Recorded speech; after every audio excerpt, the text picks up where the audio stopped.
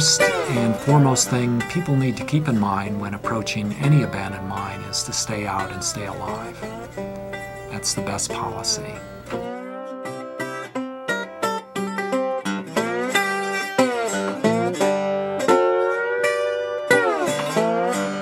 There's some really dangerous openings, there's some deep shafts, and there are houses built all around these coal mines. So for this reason, this is a real priority for us to close these mines.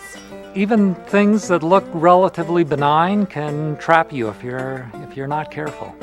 Abandoned mines present numerous hazards to the public, primarily health and safety hazards. An old shaft is a dangerous place to be in. These mines were not built to last for centuries, and they were often built centuries ago. Hard rock mining comes with its own unique terminology. Big opening behind me here is called an open stope. Wasn't always an open stope, it used to be an adit. People see mine openings and they call them shafts. These terms have very, very specific meaning. Mines are dug to follow an externally visible vein of valuable ore into a formation. An adit is a horizontal mine entry.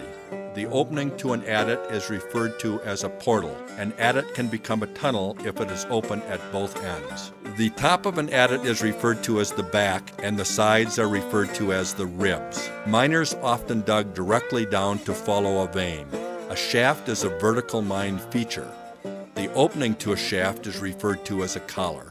A sump can be described as a continuation of a shaft, specifically dug to protect other parts of the mine from flooding. Consider a sump a collection cup for excess rain or groundwater. Drifts are horizontal underground mine passages dug off a shaft to follow the vein in an attempt to mine as much valuable ore as possible.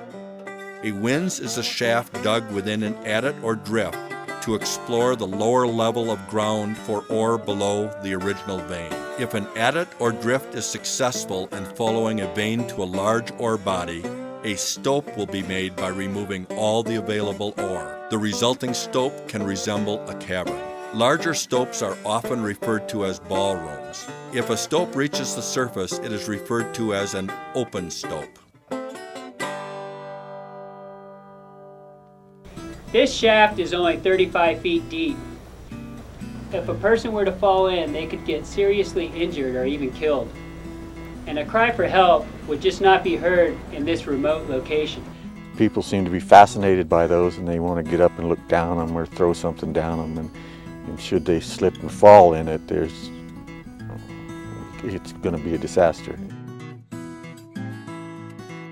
Now I've got a hard hat on, and that hard hat would protect me from a rock about that size if it fell maybe 10 feet. If that falls 200 feet, it's going to go through that hard hat with a sickening crunch. Just the other day, I was back there riding and just checking pastures and checking the cattle, and darn, you just ride up on a ridge and all of a sudden there's a mine.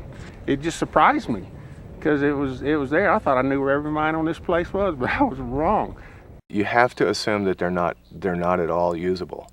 And if you go down a ladder, it may be the upper part of the ladder is pretty good and you get down 30 or 40 feet and then all of a sudden the steps start breaking out from underneath of you.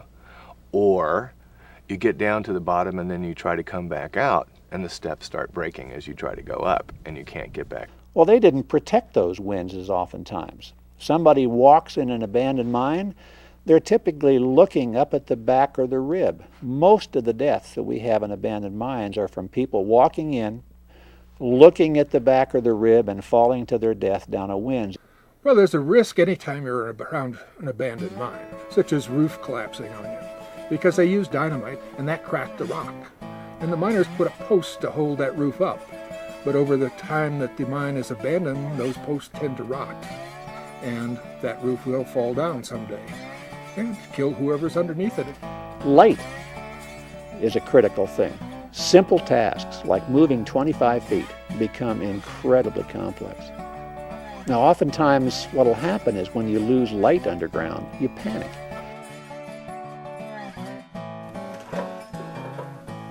There's something you don't like to find.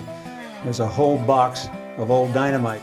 The nitroglycerin tends to come out of the filler material and to collect in pools underneath the dynamite box. And so disturbing this pile of dynamite could lead to an explosion.